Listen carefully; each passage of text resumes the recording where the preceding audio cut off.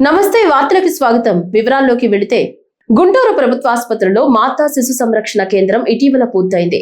శుక్రవారం నిర్వహించిన ప్రారంభోత్సవ కార్యక్రమానికి ఏపీ సీఎం చంద్రబాబు నాయుడు ముఖ్య ఆహ్వానితులుగా హాజరయ్యారు. ప్రజాప్రతినిధులు, అధికారులతో కలిసి మాతా శిశు సంరక్షణ కేంద్రాన్ని సీఎం ప్రారంభించారు. 100 కోట్ల నిధులతో సంరక్షణ కేంద్రాన్ని ప్రభుత్వ ఆసుపత్రిలో ఏర్పాటు చేశారు. ఈ కేంద్రానికి సీఎం చంద్రబాబు నాయుడు 2018లో శంకుస్థాపన చేసి పనులను ప్రారంభించారు. అవసరమైన పరికరాలను సమకూర్చేందుకు ప్రభుత్వం తరపున 27 కోట్ల నిధులను కేటాయించారు.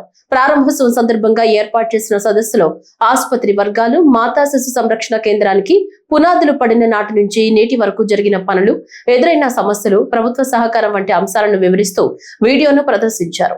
దీని వలన కేవలం జిల్లాకు సంబంధించిన వారికి కాకుండా ఇతర జిల్లాల వారికి కూడా ఎంతగానో మేలు జరుగుతుందని ఆసుపత్రి వర్గాల వారు తెలిపారు. గతంలో గర్భిణీలు, శిశువుల ఇబ్బందులను చూసి చలించిపోయిన సీఎం చంద్రబాబు నాయుడు ప్రభుత్వం ఈ బృహత్తర ప్రణాళికకు రూపం ఇచ్చి విజయవంతంగా పూర్తి చేసిందని తెలిపారు.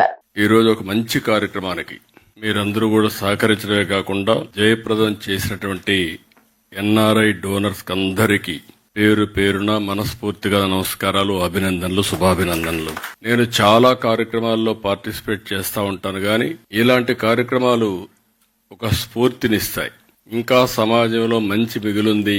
దానికి మీరు ఒక ఎగ్జాంపుల్. మీరంతా ఎన్ఆర్ఐగా మీరు వెళ్లారు. 40 ఏళ్లకు 50 ఏళ్లకు మునిపి వెళ్లిపోయారు. వెళ్లిన తర్వాత కొంతమంది అయితే మర్చిపోతారు, జన్మభూమిని మర్చిపోతారు. ఈ రోజుల్లో తల్లిదండ్రులు కూడా మర్చిపోతున్నారు.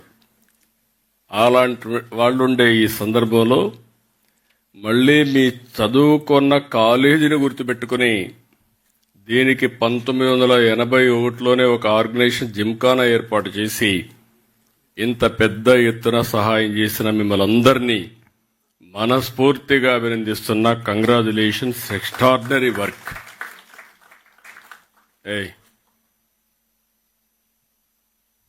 ఇదొక స్ఫూర్తి, ఇదొక పవిత్రమైన కార్యక్రమం.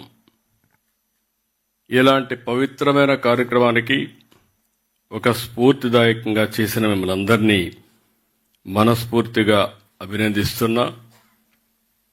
ఎప్పుడు కూడా మనం బాగుంటేనే చాలదు, మన చుట్టూ కూడా సమాజం బాగుండాలి అనేది మన సంస్కృతి, మన లెగసీ కూడా.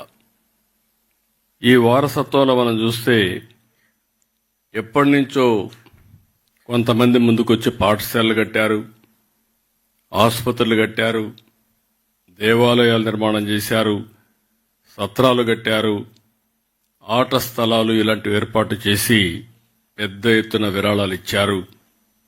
నా లెక్క ప్రకారం కొన్ని దేశాలు చేయించేమో గాని భారతదేశం యొక్క సంస్కృతి సాంప్రదాయాలు ప్రపంచంలో ఏ దేశంలో లేవని మరొక్కసారి మీ అందరికీ విజ్ఞప్తి చేస్తున్నా.